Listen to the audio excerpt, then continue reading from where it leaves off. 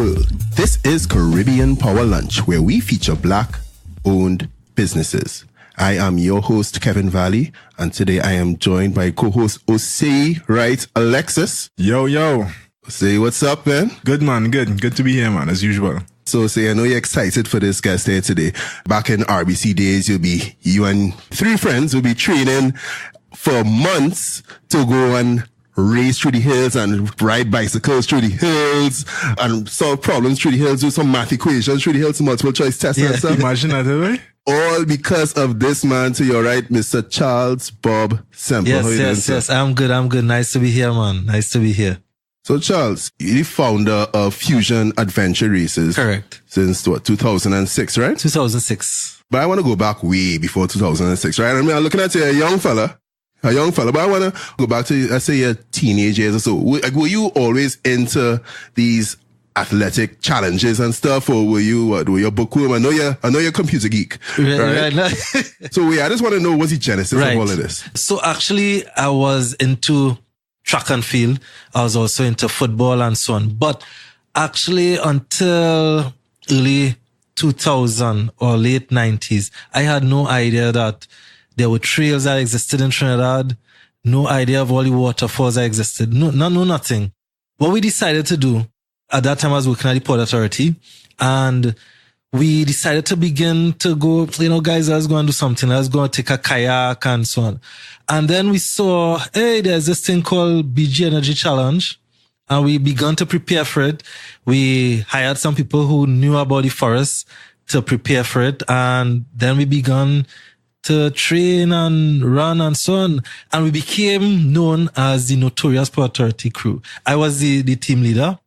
Mm-hmm. And we went in there with a mindset that we actually saw the winners in the year before. We cut a picture of them out, stick it on the wall, put an arrow by them and say they're dead. Yeah. And actually, when we went that first year, man, people watching us walking through the crowd, they say, who's these people? Because we're in fitted top, muscle showing. And this is what year this is? This was 2002 or 3, somewhere there. Yeah. Okay. And so, lo and behold, we beat the defending champions. And after that year, we were just known as the notorious ones. We were real aggressive on the trails. It was a 7-person team, 5 persons running at the time. So that was my inception. And then we began to enter larger adventure races, coast to coast. And my role in that was kayaking. So I had to kayak from Macreep, going around to the top of Trinidad, around Gasper Caves, coming back to Kayak Center. So you were always into athletics and all that in secondary school, I mean, aside from track and field? Yeah. Well, not the adventure racing. I was more into track and field. But I always love the outdoors. I love animals. So I love... You love animals? Yeah. So like, for example, after Kiddies Carnival a year, I told my mother, I want to go and catch some batchak. So that was me. So I was happy to go in the botanical gardens and catch some batchaks and so on. So I always loved nature. I just wasn't aware of all the things that existed. So with Fusion, we decided to take the opportunity to showcase these things that we weren't aware of to as much other persons so that we all become more aware as a country. So that was the actual genesis of the Fusion in terms of the motivation behind the event. Exactly. The motivation, it started with one, we wanted to, at the Port Authority, expose persons to the outdoor. And so that is how we started the first race. Mm-hmm. And the first race was actually and it was simple. You'll be amazed, right? This was in 2007. They had to run from Maracas Beach over to St. Joseph. That is leg 1. All right. Leg 2, they had to go up to our second highest peak in Trinidad, Ilto Cooch. Back down to like 200 meters, build a chicky chong kite. What's a chicky chong kite? A chicky chong kite is a paper kite with a paper tail. Okay. It's a very simple kite. So we had a template there for them to see. That ability kite, go back to the top of the hill, fly it, and then come back down. Oh. And then it was a 5K around Queen's Park, Savannah, and into the Port Authority. So 14 teams entered, 7 from the port, and we invited a couple other teams via letter. And then subsequently, we invited a couple more companies, and then we opened it up we made some flyers, carried to gyms, and then we ventured into social media, and then we are where we arrived at today. Wow. Yeah. I would have thought the motivation was just to torture people in so how can we make this thing as torturous as possible? How can we do this? So 3 legs is not enough. Let's do 5. Because I say I looking at the trailer videos last night and I'm seeing people bike breaking, people falling down, rolling up, people crawling through river and saying, it's people rough. See woman chin bust up and yes. saying, and I see, why are you smiling, Charles? You understand? Or you want to show people in nature and Trinidad? Can you read that? Because, actually, what happens? I think at times if persons don't feel the need to curse us on the day, I think they would have been like, I didn't really do fusion. It wasn't hard enough, because on the day itself, while my officials in the trail, man, expletives going as that. All the people wicked, all the fathers the devil, all the la la la. But they like that because they come in there after. Exactly. No, the thing is this, while you're doing it, at times it's like, gosh, this thing is not fun, boy. Especially if you are the lag with your team. Yeah, that's all like me. It doesn't feel fun. But the thing is, when you end it and you're able to realize, wow, I was able to do this. And that is part of our tagline. When you cross the finish line, you'll know a bit more about yourself. Because that is true. You will either know, oh, I have this strength about me physically, or I have this weakness about me emotionally and psychologically. And you will be like, okay, well, I can work at improving something for the next time. So that is what, gives us the motivation, as well as ensuring that some pain is inflicted, because pain is important for growth. So what made you decide, hey, what's going on? I want to teach people all this teamwork, this resilience and all that. Like, did you just sit down and say, hey, there's a gap going on here? Right. So when I did my MBA, we had to work in a group. It was not an option, right? Working in a group, you realize, working in a group is not as simple as we think it is at times, right? Yeah. And what we understood is, if we introduce a group type event, it means we forcing persons to move out of what is supposed to be their comfort zone, what they think might be their comfort zone. Sometimes teams don't even make it to the event, because in training, they realize, man, I don't want to do anything with you, and arguments and so on. One of the gaps I observe, especially sometimes, we working with people and you realize not all of us have too much people skills, or not all of us know how to speak with people or treat with people.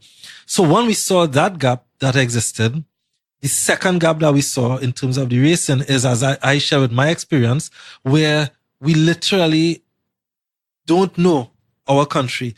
I could show you some pictures and you'll be like, which country is this?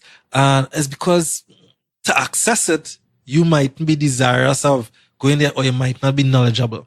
So we introduced that. And we also have a next thing we introduced on the race, which is called a fusion friend, because friend's important. Is a cylindrical pipe that is 22 pounds heavy. It's filled with sand. Oh, that's the thing I see people carrying around in their Yes. Mm-hmm. Now, while it's not heavy on the onset, after a while, it's like, what is this about, though? The 22 pounds, but that's like a 2-3-year-old child. Yeah. And then because of the length, and you're going on the trail, sometimes you're knocking things and... Kevin, that pipe filled with sand and hate us. It's the worst. No, it's an improvement over the brick you all gave the year before. We did a brick. They give us a brick to carry through the bush. Through the mountains. I had to finish with the brick. So it's a more comfortable element of hate that they put in, but it was ridiculous. It's crazy, man. It's crazy. But, whoa. But let me ask you a question. Let's go back on the team element. I mean, so I can understand the teams taking part in the growth of the teams then, but you as a leader of your team, because you would have men, scouting the trails for months. You would have on the day a huge team in the bush. How was that experience in terms of, and what advice you might give to anybody listening in terms of forming your team and then managing the team under those kind of high stress circumstances? Yeah. Great question, man. I would say I was fortunate. I have a lot of great friends, right? And great friends who are willing to be as crazy as me, because we spend months literally on a trail in the forest. Not only to find the appropriate trails, but then we have to carry in chainsaws, brush cutters, blowers, because literally when we finish with that trail, you could eat on the trail, literally. So we prepare our trails so much so that ladies comfortable to run in their short tights if they want and not be afraid that their legs will be cut by grass and so on. So we take a lot of time in preparation or in formation of the team. So I have my core team, and let's call that a confidence. Right. And so this is a tight circle that is responsible for the logistics. And there's a next circle that is responsible for marketing and sponsorship. So these are my confidence. And in terms of the first group, the logistics group, we have an oath where, you cannot tell the trail. Because remember, at that point, and for certain races, we don't disclose the trail at all. I would say is we always hear that the most important thing in a team is people. And that is correct at point. But I just want to carry a bit further is the most important thing is having the right people. Because not everyone able to run with your vision and keep up, right? True. And as I was saying, I was fortunate because throughout the years, the persons that align themselves are persons who they share common interests and common desires. And because our event is so difficult to prepare for, you will find then that some of the persons who they're not totally invested, they'll be like, I can't, they will fall out. Yeah.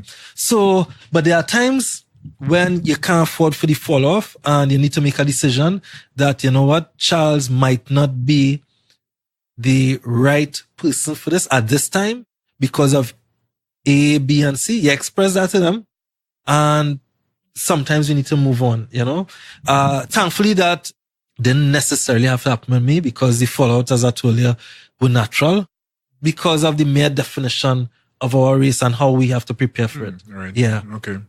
And what about on the day itself? Like how was that coordination of the team on the day? To me, I see them in the jerseys and they just raring and ready to go. Everybody know what to do, Actually, I was having that discussion not too long before because first we prepare a logistics document.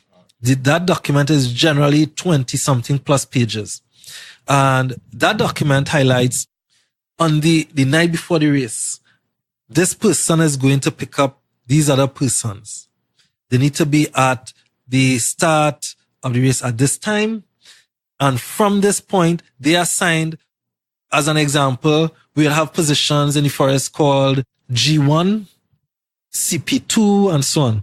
Now, G1 is group 1. If it has CP, it means that point is a checkpoint. If it has Q, it means at that point is also Q. So it might be something like this. G1, CP2, Q3. So that is like group 1. This is the second checkpoint, and this is the third set of questions that's going to be asked. So everyone is assigned in a team. We have what we refer to as trail masters, who we would have done this trail umpteen times. And even before the day of the event, we have a group meeting. We share with everyone on the map. This is your location, and this is what you're required to do. Because we have had instances in the past where but this was a lot of years ago. So this was some years in learning. Persons make mistakes. And we, in our type of event, we can't afford for mistakes, right? So we actually take double and triple precaution. And apart from indicating to them what to do, we also have directional signs in the forest and we have all of our ribbons and we also blow the trail so wide that you can't mistake where you need to go. I'm just going to go on safety. In terms of safety, do you have people out there in the fields actually monitoring what's happening? Yeah, man. Just to make sure. So part of the logistics is this. We have our team comprises of 40 officials. So the officials they're responsible for direction. Go here, go there, for giving bibs in the morning and so on. We have 12 search and rescue. They divide themselves into 3 groups of 4 and their role is to keep sweeping the trail. If anyone needs help. So there's always one group in the back of the last person sweeping behind them. Then we have our trail masters who lay out. First of all, when they're laying out, they're also going to look for any snakes on the course. If they see snakes, they remove them. They remove these snakes? Yeah. Some brave men, boy. Yeah, they remove the snakes because the thing is, once the first team passes, no snakes going to come again because they're sensing, their vibration in the earth, things passing here, we don't want to mess with them, right? We also have ambulances at certain points on the trail where we could evacuate quickly. We have an evacuation plan. So if something is supposed to happen, search and rescue knows how to evacuate. And we also have, in terms of, apart from search and rescue, we have like 2 master officials who, they're usually some strong guys who also very fit, who will give you a fireman lift and bring you out and so on. So we have all those things literally down packed, thank God, through partly the planning and secondly is mercies that we have had no serious injuries in fusion. Actually, when I tallied all of the injuries we have had for the 12 years, it amounted to 4. And 2 of them were asthma attacks, which we have no control over.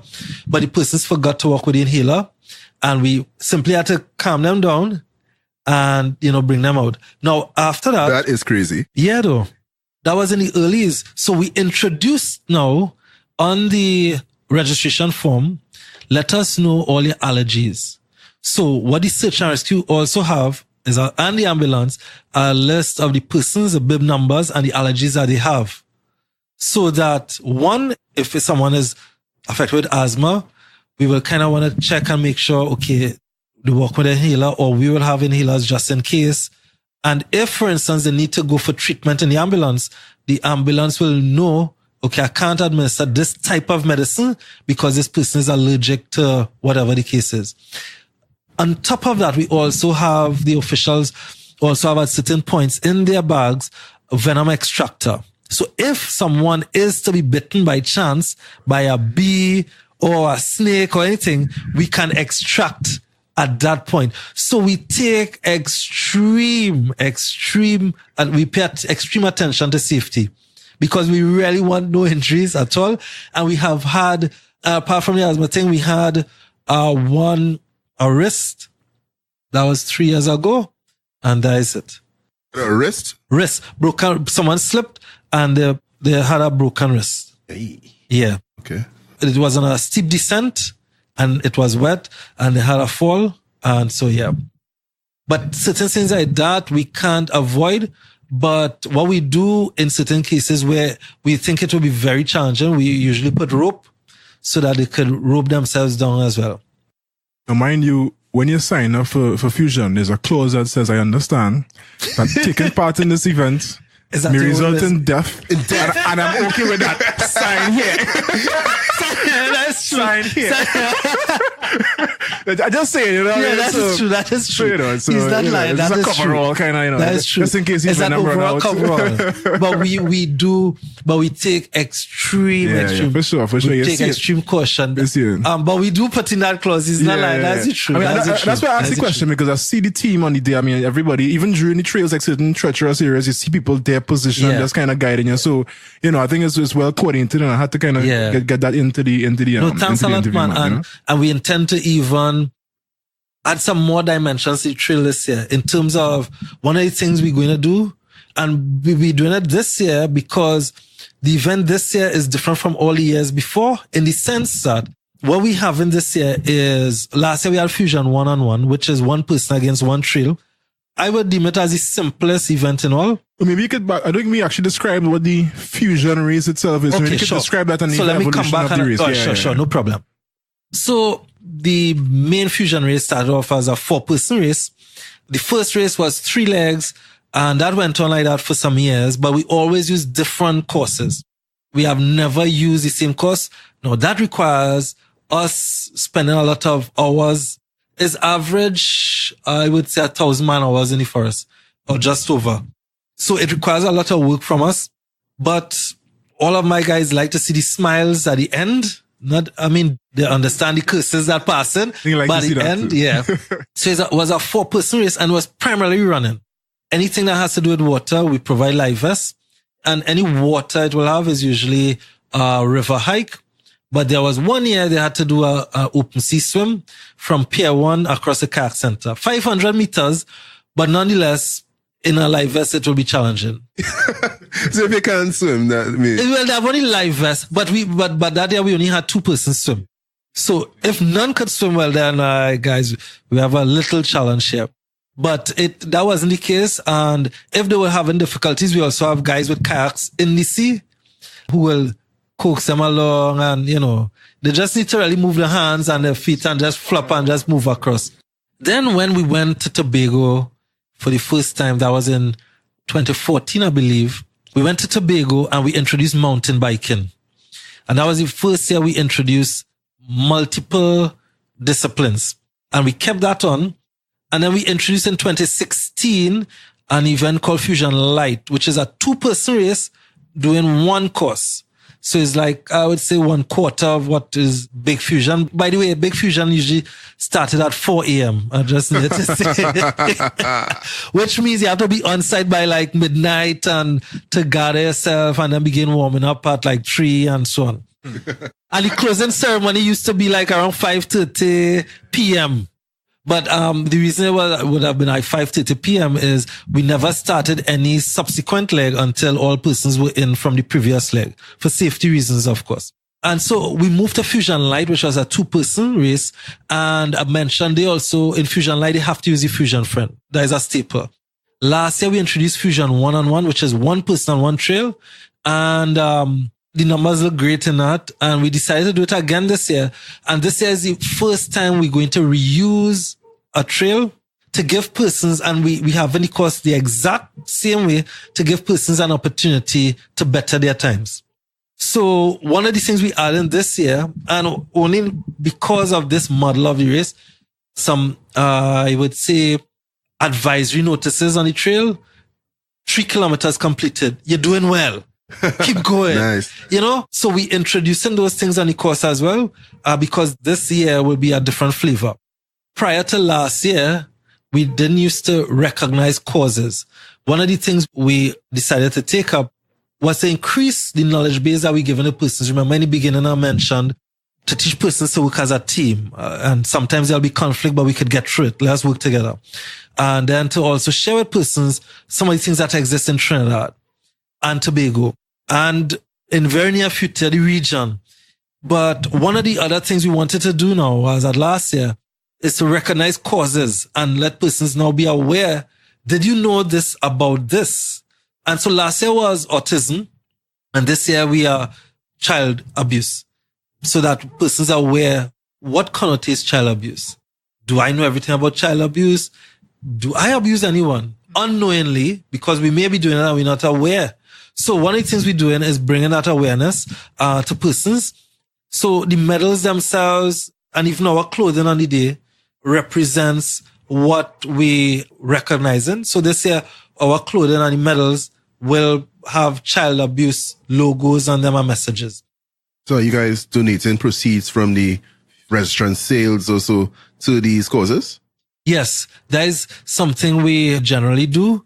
And in discussions in terms of finalizing those type of arrangements with the authority at the moment. So I want to swing it over to marketing and sales now. Sure. All right, so let's go on the sponsorship side. How is that uphill climb getting these sponsors on board? I know Port Authority was where you used to work and everything, yes. but all the other sponsors, because I mean, this sounds like an expensive undertaking to put on. So how do you go ahead It's very expensive, right? Our proposal document, of course, grew every year because one of the things we did was gather data every year. So we have a lot of data and we have statistics. So I know the mode in fusion is between ages 26 and 34. So now when we're approaching sponsors, we have a history of safety because we want to make sure, okay, y'all are legit. Are y'all safe with this? And we also have all the statistics, the male, the females, percentages over all the years so that they could see, okay, do I want to align my brand with this? So we got on board a lot of sponsors. As a matter of fact, there was one year, B-Mobile was actually going to bring down foreign teams for us to compete. But in that year, the foreign team, one of the persons got injured and they were going to send a replacement.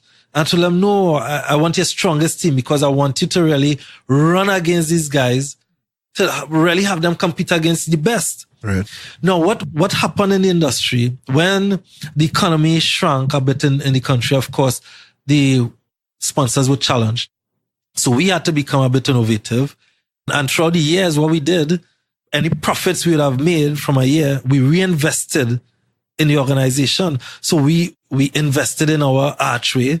When you see the archway, you know, well, all right, there's a Fusion archway, and we brand it and everything like that. So what we have done, we have reinvested, and we also have money that if, for instance, sponsors can't come through, we able to still ensure we have the event, but now keep gathering information and like that, okay, the market will pick up. Sponsors will be able to come on board, because that is the very essence and definition of what Fusion is.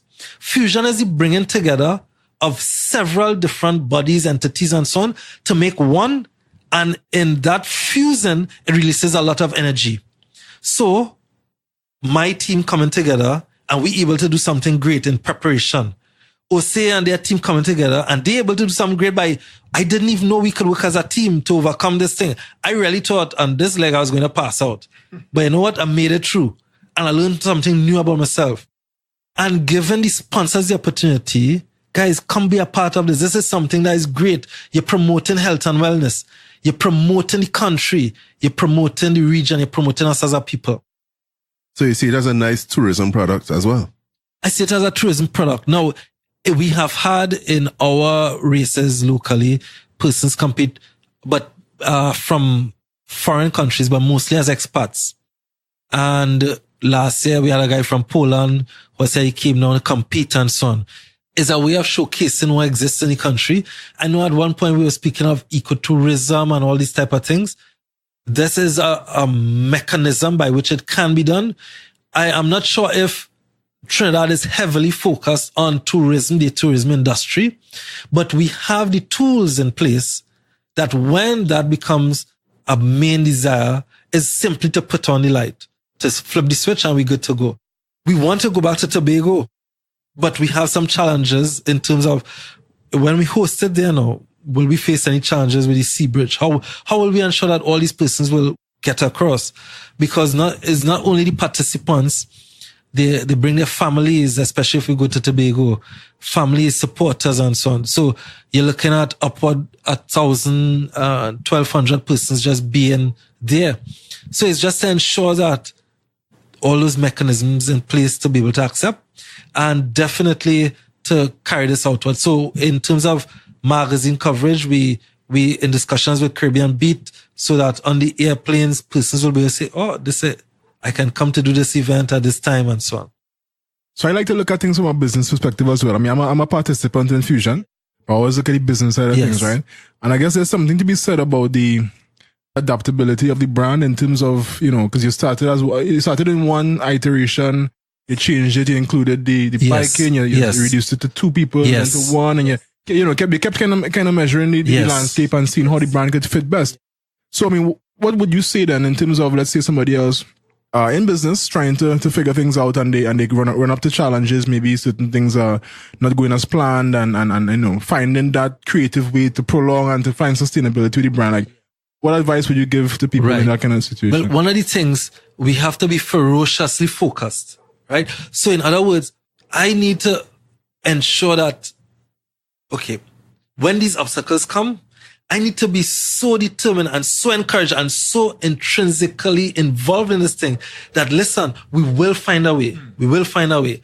Now, whether or not our expertise will be up to the level or not is something we'll have to work on. But I'll give you my example, as I mentioned. So, Fusion numbers were going up. Man, we knew we were getting a dip when we went to Tobago because we're going in a different country and we introduced biking. So we were up 103 teams the year before, and then we dropped to 84 teams. But we're like, you know what? We expected this. So in other words, we prepared ourselves. Do not be discouraged with a shortfall. You're going to get it.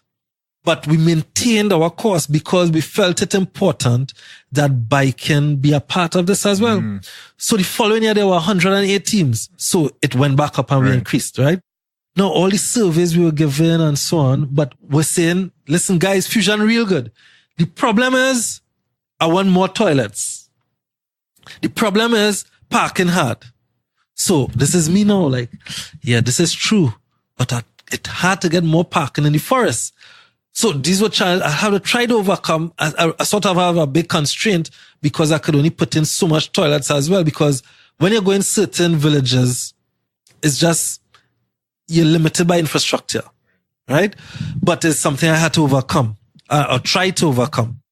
Now, while everything was saying green light and good with fusion, we said, let us introduce a next event called Fusion Light. For the persons who whole day running, bro, I don't think so, no? I'm willing to do a little 2 hours, little 2 hours, 3 hours. So we introduced that as, okay, let's see how this goes. But we maintained our ferocious focus by ensuring that our focus is on adventure racing, is on the outdoor, and not divergent to obstacles or something like that. Now, we did obstacle things already for national security.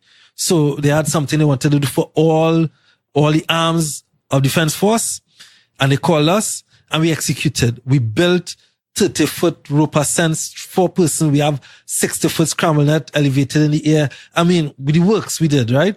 And we pulled it off. Wonderful. But our focus is on adventure racing. So we introduced the alternative event, and there were 138 teams the first year. Now, hear this shocker, right? All indicators telling me we good with fusion. I say, okay, well, let's have it again. But something, I guess, a nagging feeling back on my head. I'm hearing this, but something telling my person's not too interested in hard races again. But nevertheless, let's go. Because my data is telling me go. We went, the numbers dropped. The numbers dropped to, I think it was 90 something. So 108 to 90 something is, all right, we can live with that, probably as a blip. Right.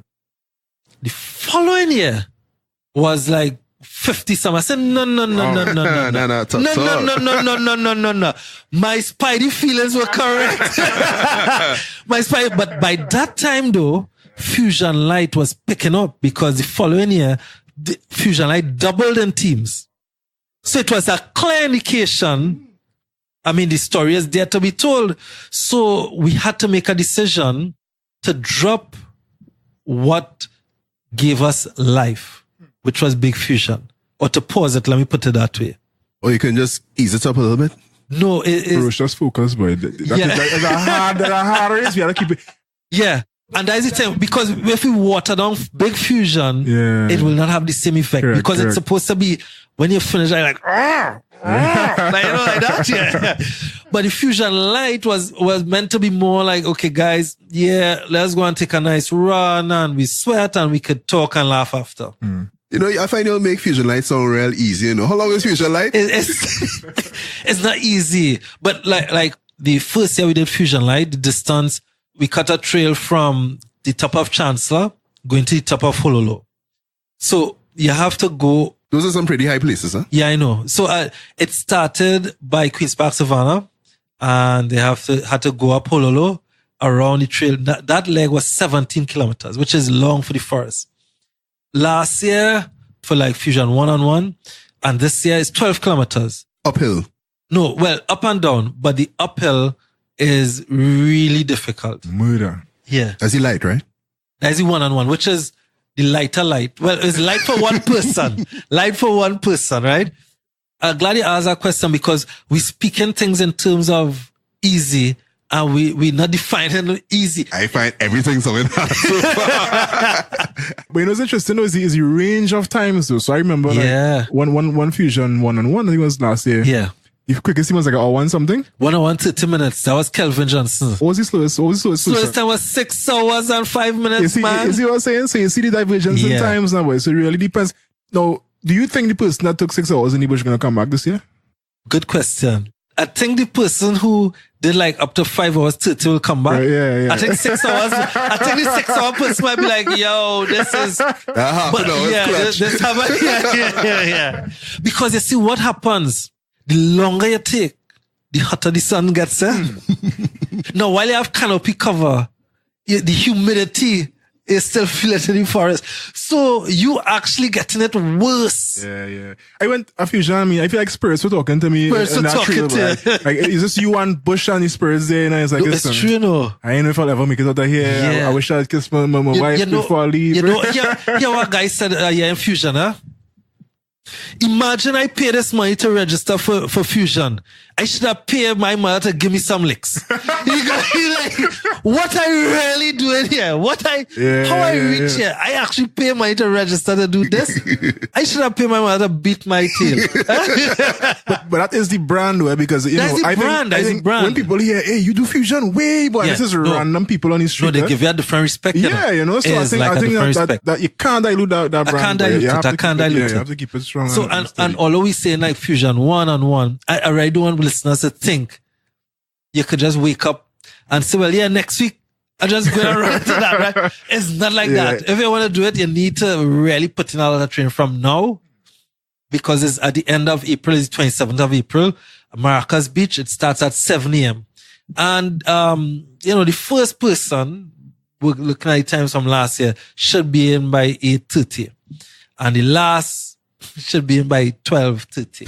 yeah. 5.5 hours. We'll give it. 5.5 should be the slowest time, I think. Well, see, how long you and your team usually train for this event? Well, we used to train about 4.5 to 5 months in advance, but from the time Christmas finished, we started training. I mean, Carnival, you kind of slowed down a little bit, but we used to train right up until the event, boy. As a matter of fact, last year before, when you had it in Scuva. Yeah, we actually medaled that year. I think we came fourth or something that year, boy. Seeing that. And that's after 5 years. After 5 years, we in the 60s, So, I mean, the only unfortunate thing for us is that was the year it dropped to like about 50 people. So, I mean, we couldn't feel the same sense, Yeah. So when it was 100 teams, we in the 60s, now it dropped to 50 teams and we come. So, is it that all the good teams left? Right, yeah. But I mean, it was still an achievement for us. Yeah, that's a big achievement. That's a huge achievement. So definitely, we have some loyalists. I understand the loyalist aspect of it. We were excited about this one-on-one. We saw the email come out and all that, man, the group just light up. People talking about what we go on with Nike app or how much, when we return Sundays, it start again. I mean, look forward to that buzz. So definitely have something to do. Yeah. For sure. And so, like, what we try to do, like what I tell my team, and we try to have it as part of our DNA. If we cannot do anything the subsequent year to make this thing better, we should probably stop doing it. That is what I operate on. So every year you will find we'll do something. What can we make this better? How can we improve? We may do some things, right, that we think going to make it better. And based on our analysis, that probably didn't work out how we wanted it to. So like this year is the first time we're going to give same trail again for persons to better the time. We never did that before. Persons never had the opportunity to be like, can I better my time? No, we think that is what persons want based on what we ask. Persons be like, yeah, we love that. But then the numbers might differ, or the numbers might be like, shoot out the roof. And we're like, okay, guys, registration closed. We can't come in anymore.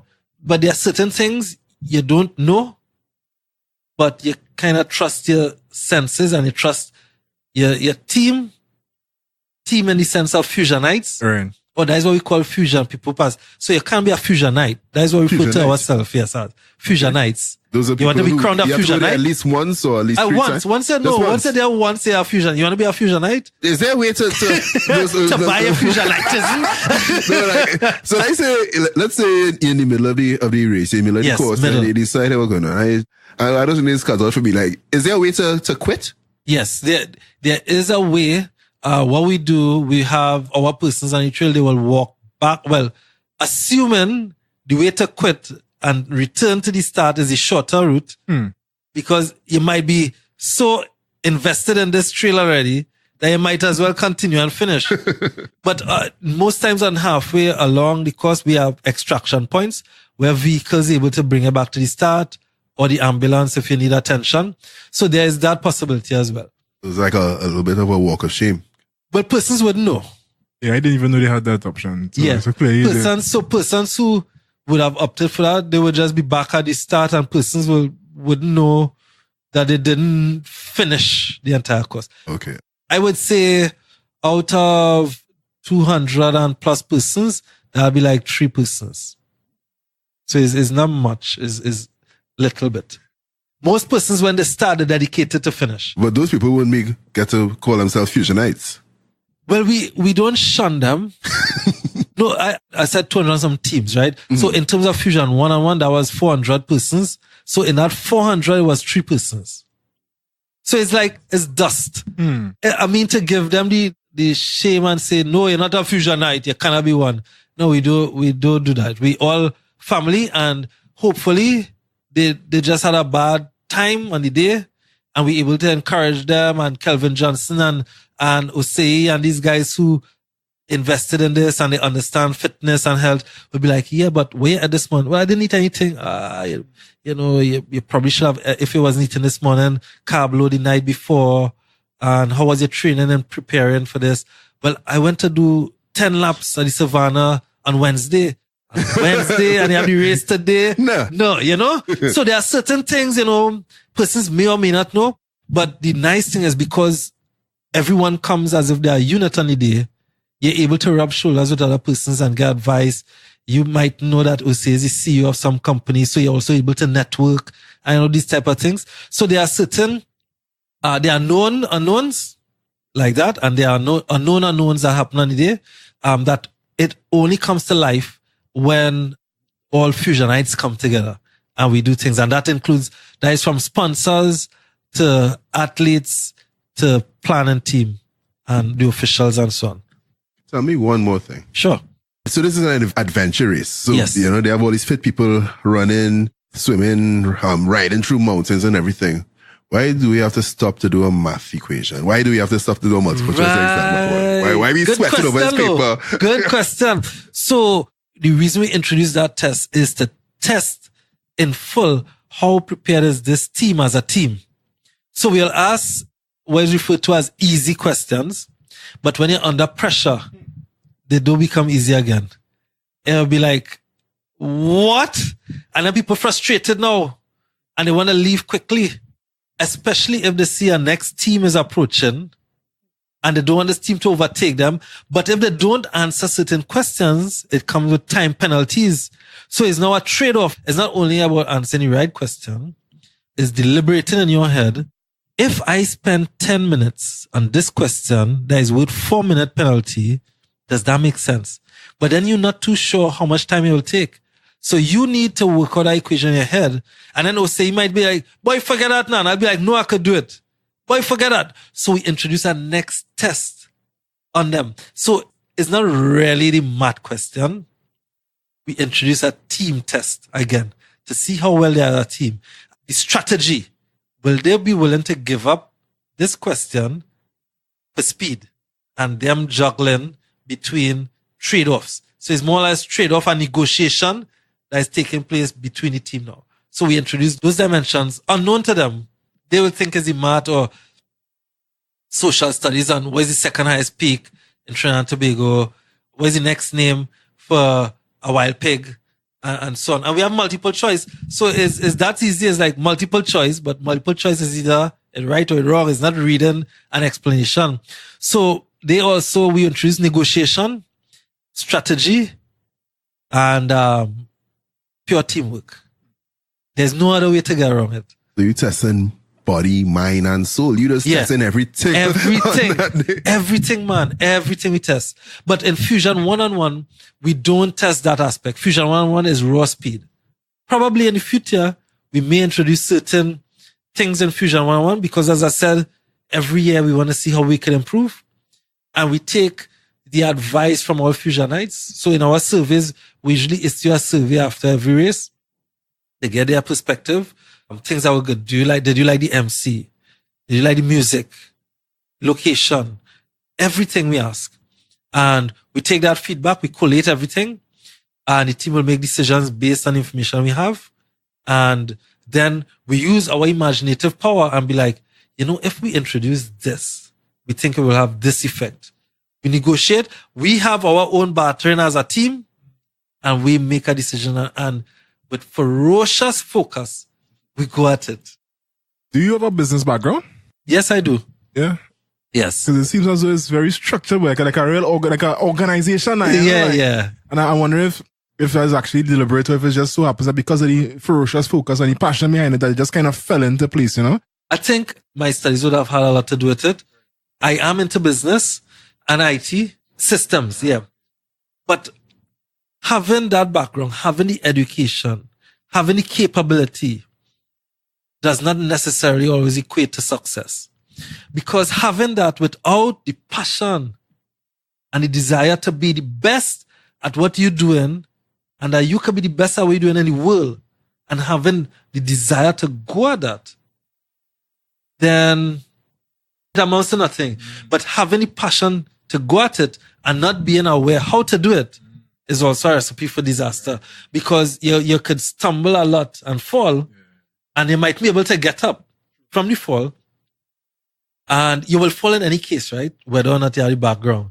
But it's just being prepared for the fall and knowing what to do when you fall and having confidence to speak to. Hey, you see a fall, boy. You know, what advice I have for me? You ever fell before? You might be like, boy, I never fall. And I'll be like, ah, man. But hopefully I say, no, man, that is part of it. You know, this is what you have to do and so on. But without that desire and passion and drive there, it can't happen. I couldn't do this if I didn't have desire to go in the forest. And sometimes I in the forest, cutting trail. And it's real, listen, 9 hours a day, sweat, chainsaw on my back. And sometimes you stop and you ask yourself, what are you doing this for again? We ask ourselves, every fusion we ask ourselves. Literally, those exact words in my mouth. What am I doing this for again? Yeah. But then we realize, oh, right, this is why we're doing it. Because while I might ask myself the question, I watch our team member and he's smiling. And I'm like, right, that's what we're doing it for again. We're doing it to see people smile. At the end, not during. And so it gives us that drive again because we remain focused on what we have to do. So is having the two things important. And if in one person they don't exist, as part of the team, it should exist. And you know, as part of a team, I need to respect your strengths and listen. You need to respect my strengths and listen. And we move forward. And those are lessons that we learn in Fusion. The Fusionites will learn. And we learn it from watching you all and from our own experiences that this is how we need to be as a team. What's your favorite horror story? Because you alluded, you mentioned horror stories a little bit earlier. So what's your favorite horror story while running this, while planning this? I have like 2. But the first biggest one, and this is my horror story to now, you know. The year with the brick was in Manzanilla. Oh my gosh. As I say, as I get flashbacks and nightmares. Leg 1. Oh, yeah, bro. Yes. So I have 2, Manzanilla and Tobago. Now, as I say, we planting months in advance, eh? Months. And I'm a stickler for precision. I have a little wiggle room, but on raise the precision. All right, Fusion Nights, get ready for the time of your life. Manzanilla, here we come. Good. On the morning of the race, we had one issue where there's a lighting tower and the vehicle couldn't reach up because the road, we reach up all the time, but this morning, a lot of rain fell and the hill is extremely steep. Vehicles can't reach up, and that has our radio system in it to be able to communicate throughout. 1. So let me identify all the issues now. 1. So it starts off with that. So we now have a communication problem, but we could bypass that with cell phone, right? 2. And this one is no joke, bro. The most mosquitoes in my life I've ever experienced is there. Because it's swamp area, man. I literally, bro, we preparing the course. And while we preparing the course, the only course I ever had to turn back and couldn't go forward is that one. Because I work with Odomas, thinking Odomas is something. Who's Odomas? Yeah, Odomas is a cream for mosquito. Mm-hmm. The mosquitoes say, hey, you bring juice first. They bring juice. We waiting for juice long time. They started drink juice, bro. Drink juice. And listen, man, it's like, and this is no lie, man. I watch my hand and see like 30 mosquitoes. And I'm doing so, and they're not moving. It's a battle. I said, no. I can't do this. Turn back. The next time we have citronella oil, that work with a little bit, but it's still coming through, right? They coming through the citronella oil? Yeah. Now, for the first 5 minutes, you're okay. After that, it's like if they whistle to the friends, bring the shields. And they're coming back, bring the gas mask. And they're coming back at you. But what happened now? So I couching the environment fear. Now I have officials sitting in this environment. Because I have no choice. Hear it. Race start. They have to go to get a block and come back to meet the team. I find. Now, the distance is only about 100 meters. You run on the sea, the shore, you collect, but it's 4 o'clock in the morning, so you can't really see where you're going now. Apparently, my official didn't walk out on the beach to let them know that is right here is the bricks in time. Mm-hmm. So the first 5 people gone and they keep running down the beach. Go on, high speed, bacchanal start. Because it's night. Gosh. So they go on, the others turn and they coming out and they go on and race. Search and rescue on us, jump on the vehicle, try and find these men. Can't find them. They keep running. Non-stop as if it's a marathon. No, I am serious, bro. So headache 1 start. This headache is an ongoing headache. Meaning, while this next headache is coming, this one is going on. The first set of teams reach a checkpoint, a serious turn in the trail. But before they reach there, while we searching for these guys who running to Neverland, I get a call. Charles, we have to abandon this location. I say, what? Too much mosquito. We can't make. Pour more citronella oil now. We did that. It's not working. I say, go guys, please. I beg, you can't leave there. We plant 2 bamboo, they will know where to go. Now, at this point, is an X. So you could go so this way or back where you came from. I say, guys, no, you can't abandon them. Now, they're delirious now. Because they, mosquitoes, cousin, and bite, cousin.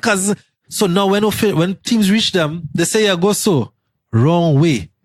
Teams when there is not there. Come back here. Where quarrel start in the forest now.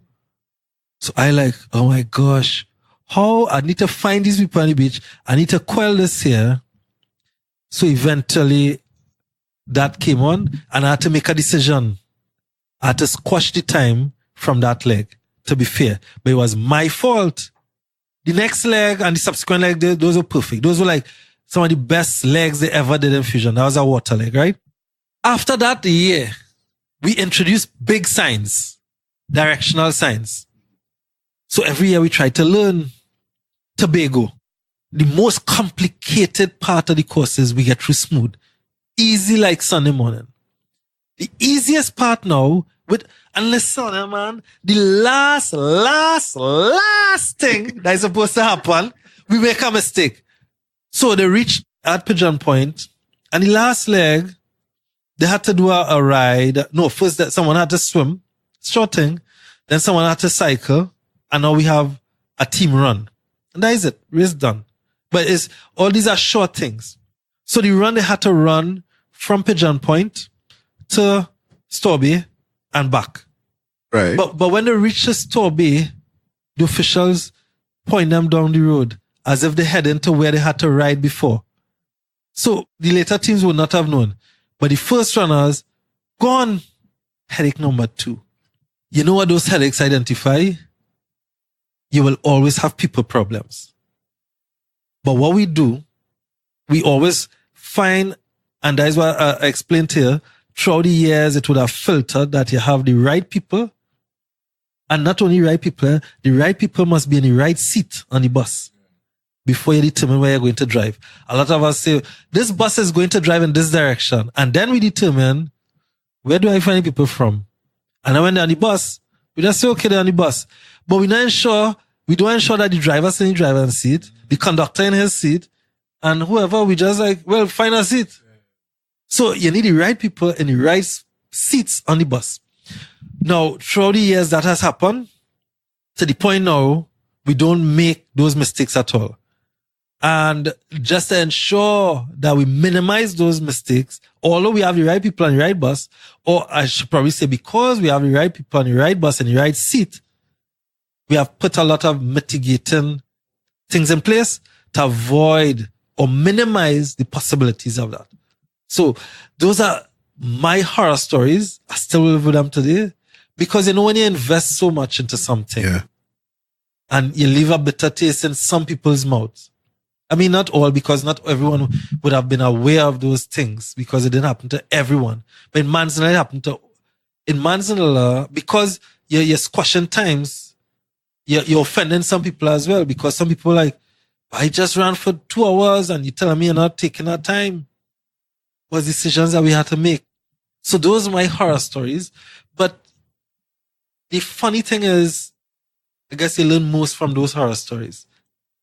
Because the most things we learn, I don't want these horror stories to happen again. So what do we need to do to not have these horror stories? So in the bad times came good times. All right.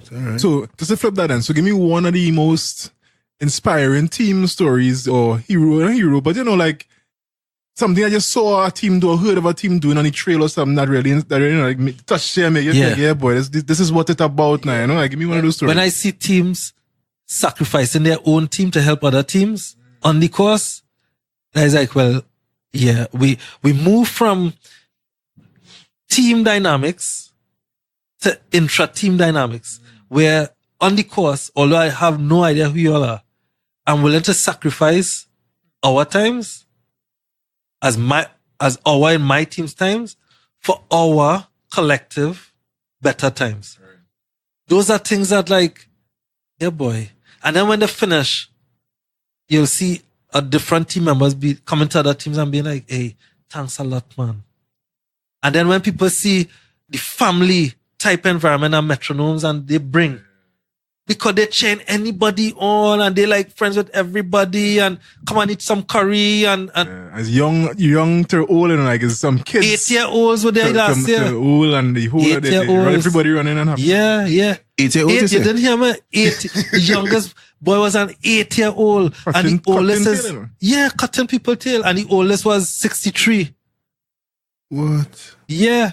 Okay. So I mean all these man love the horror story, love the inspiration story as well.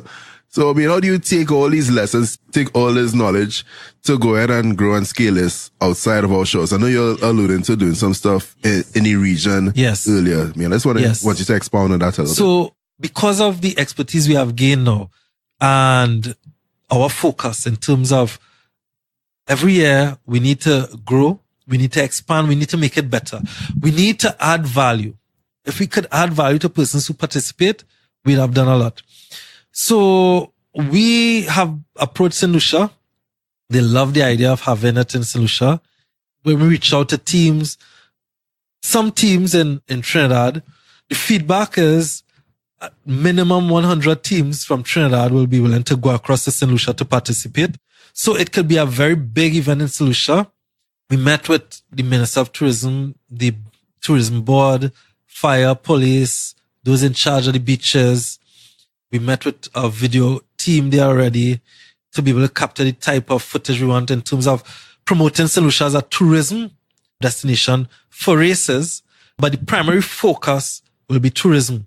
So even all the courses we're using and so on, we're passing through places that will draw tourists to the island. Nice. And then it's like, but there's about a race as a secondary thing. So we have the expertise in terms of managing the race and in terms of marketing, whether it's marketing events or marketing countries. We have that expertise as well. And we're in some discussions now, and we're hoping that we're able to bring to the region, to the world, the facility where we can all go and have a great time in St. Lucia and cart it in terms of you pick a cart, you want to go to Grosselet Street Party the Friday night, but you need to come home in time to go to the race in the morning. And little things like by showcasing St. Lucia to reach to the start of the race, using catamarans to go across and from drones, you're seeing the footage of the catamarans, or you're using the elongated jeeps for the persons who want to go by land and you're going through the mountain regions, that kind of vibe we want to bring. Yeah. And other things that you might want to do like whale watching and so on. So we want to bring that flavor as well and add a next dimension to the race. So we hopefully it can happen this year. And if not this year, we're going to push for next year, God willing. But the time we're looking at will be like November-ish, that type period. And so we'll keep you all posted and hopefully come back here, share some ideas we have for St. Lucia, making things happen there, and have the energy going and ignite some fires in St. Lucia as well, in terms of the athletic environment. And on the day after Fusion 1-on-1, have 5K for the whole country, a countrywide 5K walk run, culminates by a beach with music, starts and ends by a beach, music playing, food selling, jet skis in the water, beach activities, that kind of vibe, that type of flavor. Rhythm section must be there. Trinidad and Tobago will be there too. That type of environment and setting. That is what we're thinking of. It will take a lot of planning as well, but I believe we have the expertise collectively between ourselves and St. Lucia to make it happen even bigger than anything ever before.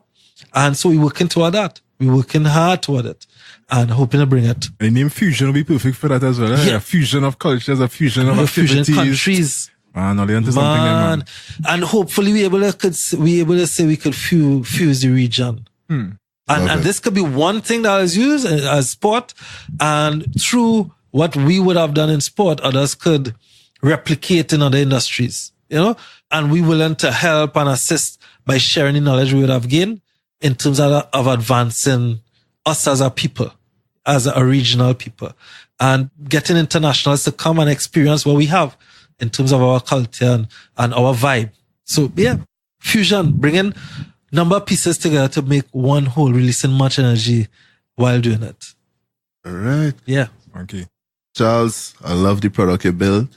Thanks, man. I love the brand you've built. I love what you put into the product, the passion and the thoughts and the team you've been able to build around you. Yes. To provide this product and to get people like Osei, to keep subscribing every year. Yeah. Training for 5 months and all these things. You were just thirsty. Thirsty. I love it, man. So before we wrap, is there anything you want to leave us with? Giving you open mic, open platform, open stage. Anything you want to make sure that you get across to our audience before we wrap? Well, first, I want to thank all Fusionites, whether you participate in Fusion once, or you participate every year, or you just told persons about Fusion. Thanks, because without you all, there's no us, right? So thanks on that level from deep within, because you all have given us the information, the enthusiasm, and the drive to be able to do what we're doing. For those of us who haven't done it, if we could start to do something home in terms of some exercise, if it's to do 3 squats a day, or just to take a walk to the supermarket rather than drive, let's just become health conscious. Let's become environment conscious. Secondly, so not littering, like persons littering in Fusion, there's disqualification. That is part of our rule system, because we need to respect the environment and respect our flora and fauna. So the second I would say is to respect the environment. Let's not litter and so on. And third, I would say love. Love in the sense of we ought not as much as possible to live bickering and I do like to say, part of what we do in Fusion, it bridges this divide. So if you're not participating in Fusion at the moment, keep training, keep practicing these things and looking forward to see and hosting in Fusion. If you want to be, join my team, you can visit us, send an email, fusionadventuraces@gmail.com, visit our website. A lot of information is there. There's a magazine that is there as well that will carry through the 3D maps and so on. So you will see all the courses that we ever did before in Fusion. But I want us to leave it, even though you don't participate in Fusion. Let's do something to be healthy. Pay attention to your diet. Remember, it's a triangle. It's rest, exercise, diet. Rest, exercise, and diet. So let's pay attention to them. Be safe this carnival season, people. Pay attention to the black carpet. And thanks very much for listening. And hope you have a great time. All right. Man. So where can we find you, Charles? In www.fusionadventurace.com. Just search us up on Instagram, Fusion Adventure, on Facebook, Fusion Adventure Races, and you will find us. 38,000 persons following, just join the 38,000. You'll get a lot of information. Join the movement and let's keep adding some positivity in our environment. Charles, although I have never done Fusion, I heard you mention I want you to tell other people to join Fusion. You're Fusionites. So today, Charles, I am calling myself a Fusionite. Welcome to the welcome. Nice. Podcast world, there you have it. Fusion Adventure Races with Charles Bobb-Semple. Subscribe to Caribbean Power Lunch at caribbeanpowerlunch.com/subscribe. Check us out on Castbox, Google Podcasts, Apple Podcasts, Stitcher, wherever you listen to your podcasts. And with that, thank you, Charles. Thank you very much. OCE. Yep. Podcast World, Cabin Studios, we are out.